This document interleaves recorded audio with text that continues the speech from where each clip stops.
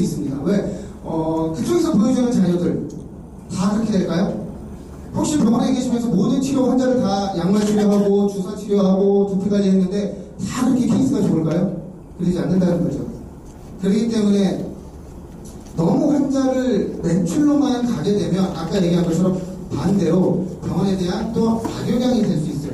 요즘은 커뮤니티 사회입니다. 더구나 탈모 환자들은 누구한테 대놓고 얘기하지 않아요. 다 그냥 음지에서 커뮤니티에서 얘기하다 보니까 거기 갔더니 별로 안 좋아. 거기 갔더니 별로 안 좋아. 그러면 입소문 금방 납니다. 좋은 소문은 늦게 나는데 안 좋은 소문들은 금방 나요. 그렇기 때문에 그런 부분들도 좀 신경 써주시면 좋겠습니다. 아마 지금 가지고 계신 자료에는 이런 내용들이 아마 없으실 겁니다. 그래서 수정을 하느냐고 제가 좀 그런 거라서 좀 이해를 부탁드리고요. 모발이식, 물론 모발이식을 하는 병원도 있고 안 하는 병원도 있겠죠. 네, 모발이식 뭐 잘 아시겠지만 또 피부과에서 오셨으니까 잘 아실 거라고 생각이 듭니다. 평생 할 수 있는 수술이 아니에요. 내 평생 많이 해봐야 3번에서 4번이라는 거죠. 그러니까 매우 제한적인 수술이라는 거고, 두 번째, 풍성하게 되는 수술도 아니에요. 보통 머리가 탈모가 빠진다고 그러면 4만 번 이상이 빠진다고 봐요. 근데 요즘 제가 이제 압구정 가면 뭐 채모이식이다 뭐다 그래서 10,000번까지는 하더라고요. 근데 40,000번가 빠지는 자리에 10,000이식? 티가 날까요? 머리도 가는데? 티 안 나요. 다만 집중과 선택으로 시각적으로 좀 더 풍성하게 보여준다는 거죠. 그렇기 때문에 수술은 언제든지 내가 필요로 할 때 선택할 수 있어요. 굳이 내가 스트레스 안 받으면. 물론 이제 저도 이제 이 말을 이렇게 많이 내가 수술했다고 그러니까 불러달라고 얘기하는데 왜 하셨어요? 라고 물어봐요. 탈모들이, 환자들이. 그냥 자기 만족인데요. 그렇게 얘기하거든요. 그래서 선택적으로 할 수 있다는 거. 지금 보여드린 것처럼 모발이식이 환상적이지 않아요. 수술이 제한적이야. 뭐야? 풍성하지도 않아? 그러면 이거 왜? 그렇기 때문에 그 전에 해야 될 게 뭐냐면 바로 검증된 약물 치료를 빨리 해달라는 거죠. 왜? 이것만 잘해도 수술할 수 있는 시간을 훨씬 더 딜레이 시킬 수 있어요. 5년, 10년 후. 보통 30대 초반에 수술한 친구들이 약만 잘 먹으면 보통 40대에 수술합니다. 30 후반이나 40초. 왜? 약을 먹어도 탈모는 계속 진행이 되죠. 천천히. 더구나 이 M자 먹으는 약의 효과가 또 미미해요. 근데 결혼을 했어. 근데 애가 이제 한 7, 8살 돼. 학교를 갔는데 아빠 머리 없다고 계속 친구들이 놀려요. 그러면 나는 만족하지만 가족들을 위해서 수술할 수 있다는 거죠. 그렇기 때문에 그런 시기를 최대한 늦추기 위해서 약물 치료가 필수라는 겁니다.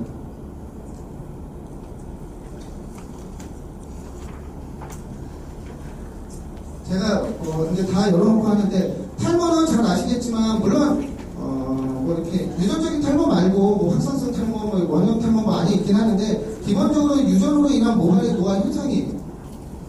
그 다음에 탈모를 확인할 특별한 검사 방법도 없고요.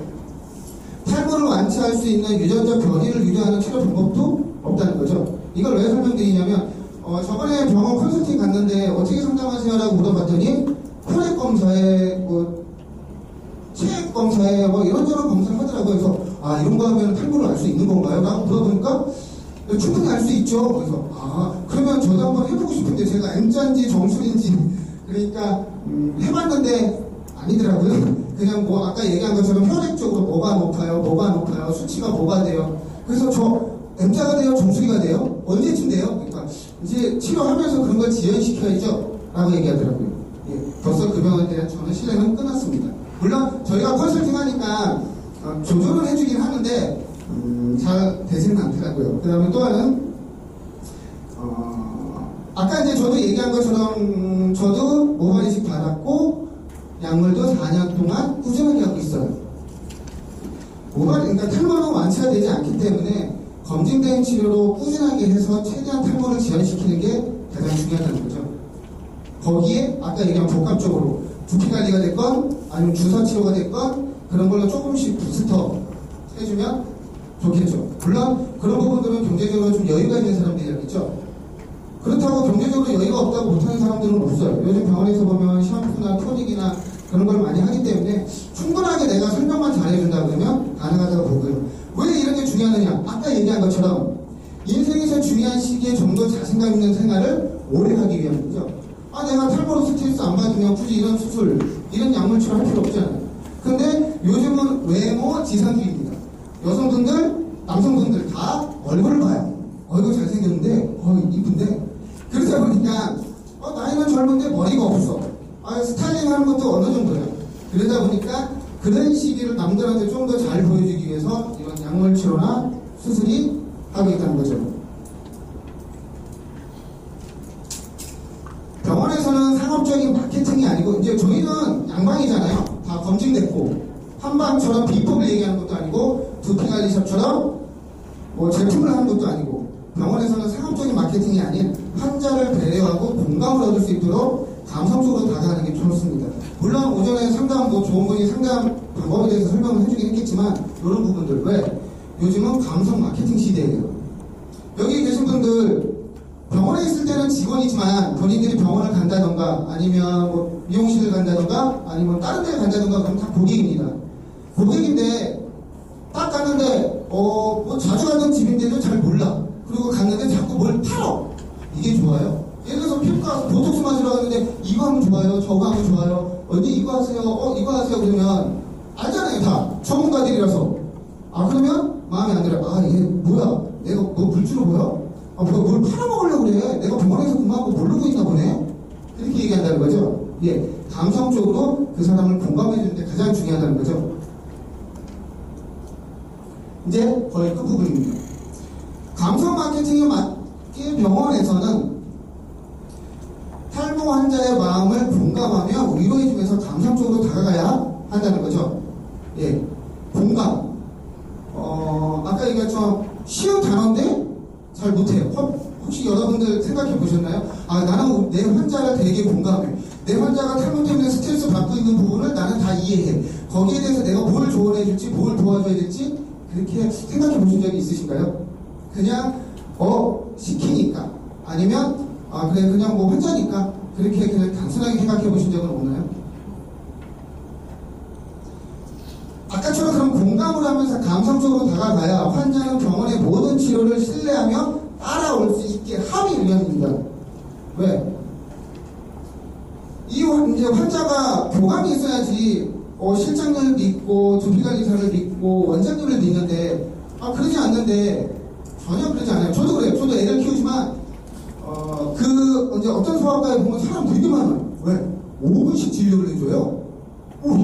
왜? 집 앞에 소아과 갔더니 딱 보고 어디 아파요? 그래서 콧물이 나고 열이 나는데요. 그래서 얘 끝이에요. 근데 이제 다른 소아과 소개받고 간 데는 환자가 많을 수밖에 없어요. 왜? 그냥 안녕하세요. 90대 원장님 인사하고요. 그래서 어디가 제 얘기를 들어줘요. 그것만큼 고마운 게 없더라고요. 근데 잘 안 나요. 그래서 물어봤더니 항생제를 안 써요. 애들이라고.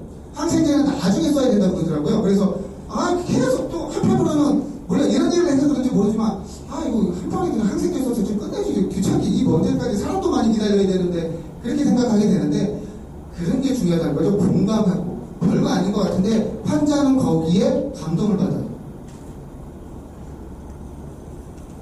병원과 환자가 모두 만족하려면 검증된 치료를 꾸준하게 하면서 두피 관리도 병행해줘야 돼요. 왜? 물론 만족을 할 수 있을까? 병원은 신뢰와 매출로 만족을 한다는 거죠. 돈 벌었어. 환자랑 관계가 계속돼. 이 사람 소개받고 또 왔대. 그럼 당연히 만족이 될 수 있겠죠. 또한 원장님도 좋아하시겠죠. 예를 들어서 남상기 의사가 이 환자 해가지고 너무 잘했나봐. 자꾸 칭찬해. 원장님 남상기 의사님 너무 좋으신 것 같아요. 저 치료받는데도 뭐하고요? 너무 많이 신경 써주세요. 저 진짜 힐링되는 것 같아요. 그러면 나중에 치료 결과가 조금 미흡하더라도 그런 컴플레인이 다 보상이 돼요. 제가 이렇게 중간에 계속 얘기를 하라는 거죠. 어떤 분들은 보면 그냥 상담실장들 보면 그냥 티켓팅만 하고 끝나요. 나머지는 두피관리사가 알아서 해주겠지 라고 얘기하는데 그러면 컴플레인이 생겨요. 왜? 탈모 치료는 드라마틱하게 좋아지지 않아요. 물론 그 환자가 약도 잘 안 먹어 뭐 하면 더 안 좋아져요. 그렇기 때문에 상담실장이 중간중간에 계속 가면서 그런 공감을 해주고 인맥을 쌓아놔야지 나중에 그런 문제가 생겼을 때 컴플레인을 쉽게 넘어갈 수 있습니다. 또한 아까 얘기했처럼 병행치료하면 한 가지 치료뿐만 아니라 여러 가지 치료를 병행하게 되면 좋은 두피 환경으로 좋은 치료 효과를 기대해서 환자들도 더 만족할 수 있다는 거죠. 그렇기 때문에 이렇게 두 가지 만족을 보고 하나는 더 이제 제가 모발이식 병원 이제 사례를 하나 더 이렇게 말씀드리고 마치려고 그러는데 모발이식 병원 이제 가다 보니까 모발이식 병원에서 수술만 한다고 약에 대해서 설명을 잘 안 하더라고요. 두피 관리에 대해서 설명도 잘 안 하고 그래서 그 실장님한테 왜 그러시나요? 라고 물어보니까 두 번째부터 먼저 말씀드리면 이 약물 치료의 부작용 중에서는 성역 감퇴와 발기부전이 있습니다. 그러다 보니까 직구직 남자들이 그거 가지고 자꾸 농담을 한대요. 야한 농담을. 두 번째, 탈모 환자 같은 경우 소심하고 내성적이다 보니까 이런 얘기를 하다 보니까 이게 얼굴도 못 맞춰, 눈도 못 봐, 상담이 잘 안 된대요. 그런 이유가 두 번째고요. 첫 번째, 이 환자 가지고 1년이나 2년 뒤에 다시 수술을 해서 재탕을 해야 되는데 굳이 왜 약 설명을 해요? 그냥 뭐 먹으라고 하면 되죠. 그리고 M자에 약 효과 없잖아요. 근데 왜 굳이 이 친구를 약 먹으라고 할 필요가 전혀 없잖아요. 그렇게 얘기하시더라고요. 그래서 예. 그러면 2차 수술을 그러면 많이 하셨나요? 이 병원에서는? 생각보다 많이 안 한대요. 예, 맞습니다. 아까 얘기한 것처럼 첫 번째 병원 선택할 때는 환자들은 광고를 보고 가요. 괜찮네? 근데 상담실장이 아까 얘기한 사업적인 상담을 하다 보니까 마음에 와닿아요. 원장님도 마음에 와닿아요. 거기에 비용도 싸. 250, 300만 원이래. 이벤트에서. 그러면 콜! 하고 수술합니다. 그 다음부터는 아까 얘기한 그런 중간에 과정이 하나도 없어요. 환자도 케어 안 해, 환자도 안 만나, 경과 상담도 안 해줘. 환자는 계속 걱정되는데 밀도가 떨어져, 아니면 동반 탈락해. 그러다 보니까 1년이 지나서는 갔을 때 컴플레인을 걸겠죠, 환자가. 그러면 병원에서 원래 거기 1차 수술만으로는 안 된다. 그러니까 2차로 수술 다시 보강하자. 비용 좀 더 할인해주겠다. 그러면 안 한다는 거죠. 실예로 아까 얘기한 것처럼 본인들이 피부 가서 예를 들어서 뭐 레이저 치료를 한다든가 뭐 했는데 한 6개월 받았어요. 6개월 해야 된다고 해서 갔는데 별 치료가 없어. 그럼 그 병원 또 가야 되나요? 다른 병원 가죠. 차라리 다른 데 더 수성원해서 더 좋은데 왜? 한 번 싼 병원에서 한 번 뒤었기 때문에 두 번째는 되게 병원 선택하는데 신중해져요. 그게 모발이식이랑 똑같습니다. 모발이식도 2차 수술을 저희가 조사해본 결과 50%가 안 돼요. 다만 그 원장님이